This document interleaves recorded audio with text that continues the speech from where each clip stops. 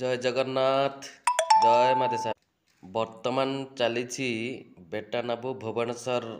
महाराली समग्र ओडिशार हो मुंडा आदिवासी माने एई बाइक रैली करछंती। ओडिशार मुख्यमंत्री को तांकर दाबी जणाउछंती। तांकर दाबी सबू हैला हो भाषा को अष्टम अनुच्छेद रे शामिल करा जाऊ एवं हो भाषा को ओडिशार द्वितीय राजभाषा निमंते ग्रहण करा जाऊ एवं हो शिक्षकों को नियुक्ति करा जाऊ। आउ हमर प्राक प्राइमरी स्कूल मानकरे हो भाषा रे पिला मानक शिक्षादान करा जाऊ बोली सब दाबी जणाउछंती। एमिति आहुरी की बहुत प्रकार दाबी सब जणाउछंती। चलंतु देखिबा केउ भली भाबरे केमिति सब बाइक रैली सब करा होछि। पीढ़िया रे एमेर तो इमिंग के कहिए पूरे जरंगीत ओ बसा जरंगीत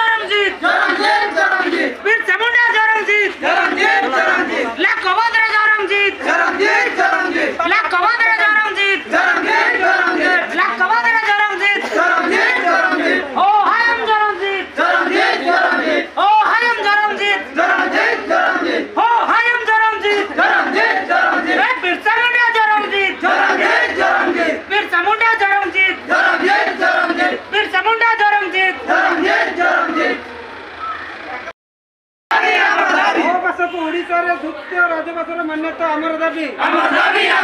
खंडित लाकबदरा जरंगीत खंडित लाकबदरा जरंगीत खंडित लाकबदरा जरंगीत खंडित लाकबदरा जरंगीत बिरसा मुंडा जरंगीत बिरसा मुंडा जरंगीत बिरसा मुंडा जरंगीत बिरसा मुंडा जरंगीत ओ भाषा को ओडिशा रे द्वितीय राजभाषा मान्यता अमर दाबी ओ भाषा को ओडिशा रे द्वितीय राजभाषा मान्यता अमर दाबी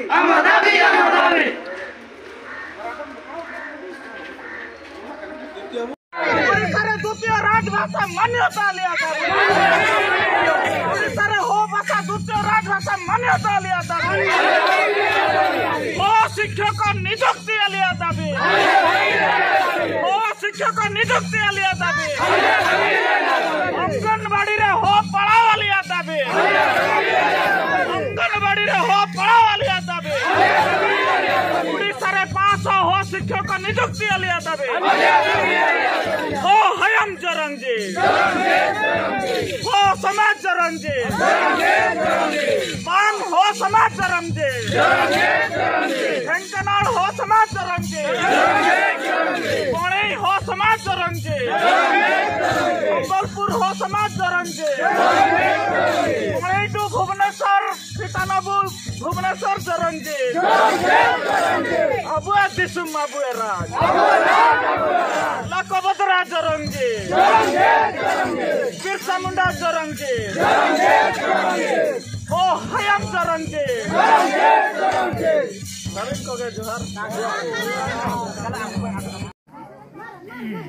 आज आपण जो आज लाकबदरा बाहिनी बाइक रैली माध्यम आपण बाम गाँव में पहुँचती जे आपणकर उद्देश्यटा कौन आम जाना चाहूँ।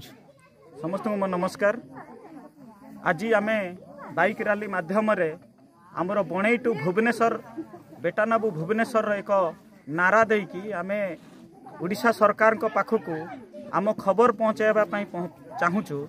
जे आमर जो हो भाषा अच्छी जो वारांग चिति अच्छी जो लिपिटा अच्छी से भाषा को जमती झारखंड सरकार ओडिशार द्वितीय राजभाषा मान्यता देइछंती आमर ओडिशा रे मध्य ताकू द्वितीय राजभाषा मान्यता पाई आज आम बेटानाबू भुवनेश्वर माध्यम